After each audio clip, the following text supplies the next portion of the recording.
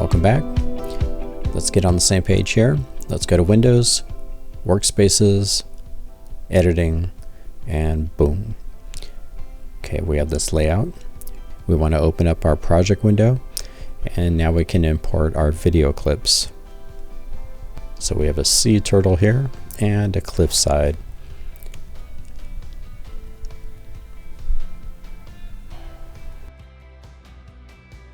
Let's go and make sure that effects is selected, and here we'll come and open up video transitions.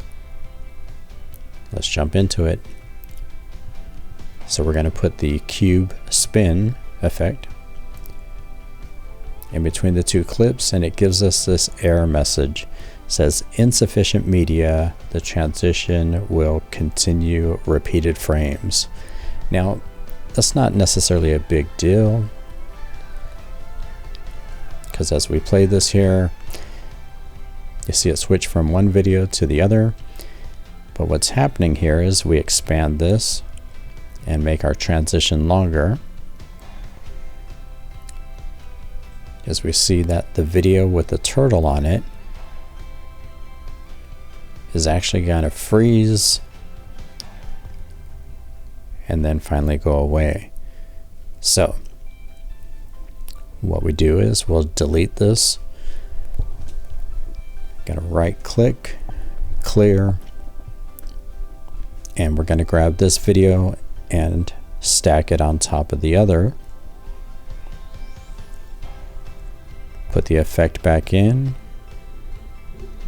bring it over just a tad, and as we play it, cube spin looks fine. As we expand the duration of the effect,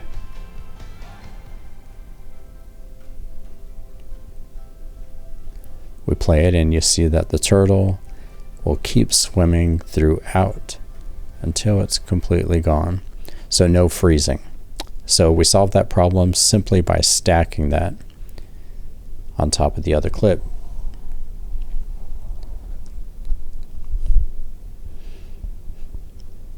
As we switch over here to the flip over effect, it does just that. Flips from one video source to the other. Now as we highlight this, over here in our effects control, we see that we have this option here to customize the background. We click on that and we can switch it to white. Press OK and play, and you see there's a white background. So again, in the effects control, we can customize it and switch it to black. And we could pick any other color if we want in there. There you go.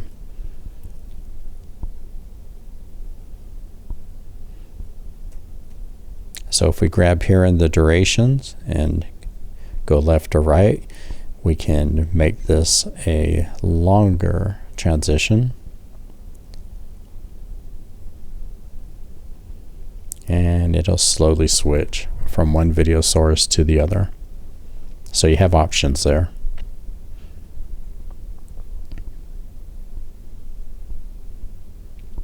Let's move on to dissolve.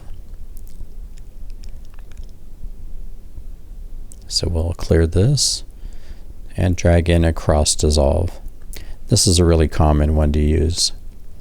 And you see it just slowly dissolves from one source to the other.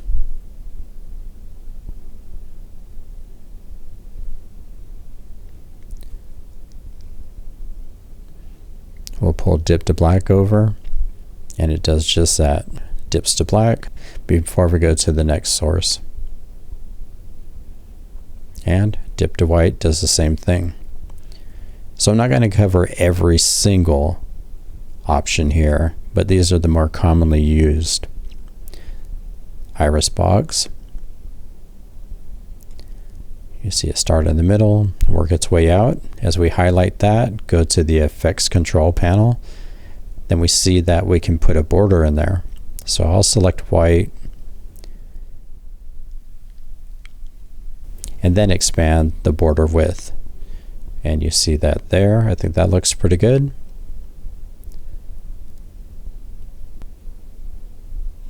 And you can put shapes in there like diamonds or a circle. There's our diamond there. And again, we could give it a border. We'll just stick with the black, expand the width, and it looks like that. Not bad.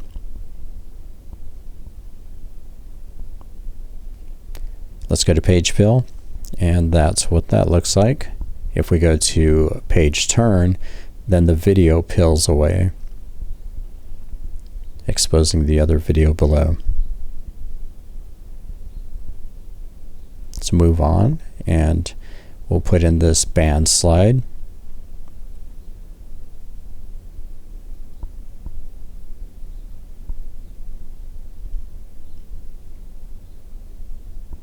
And again, as we highlight that, go to the effects panel, we have options again. So I'll give it a white border, say OK, expand the width,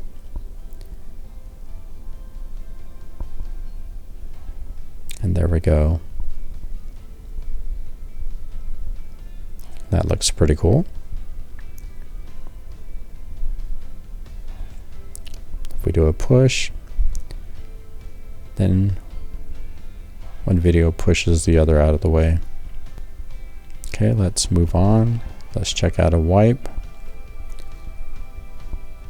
We have a lot of options here.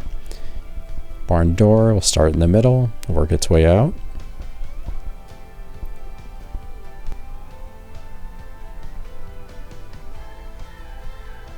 There's a gradient wipe.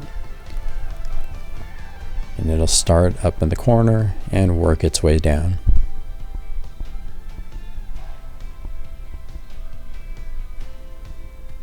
And again, you can make various adjustments on it. And I strongly suggest that you go in there and you tweak these things and see what they offer. Exploration is going to be important. Paint splatter, classic. Now the thing to keep in mind is that you want to use a transition that makes sense to the video that you're making. If I'm making a video about nature, then maybe a paint splatter doesn't make a whole lot of sense. But if I'm doing a video about home improvement, then that's probably something I'd pick. So here we have cross zoom. It pushes in and exposes the other video below it. Now the thing that you're going to want to avoid is you don't want to select all the different transitions for one video. Be selective, but explore them all and know what your options are. I hope this video helped.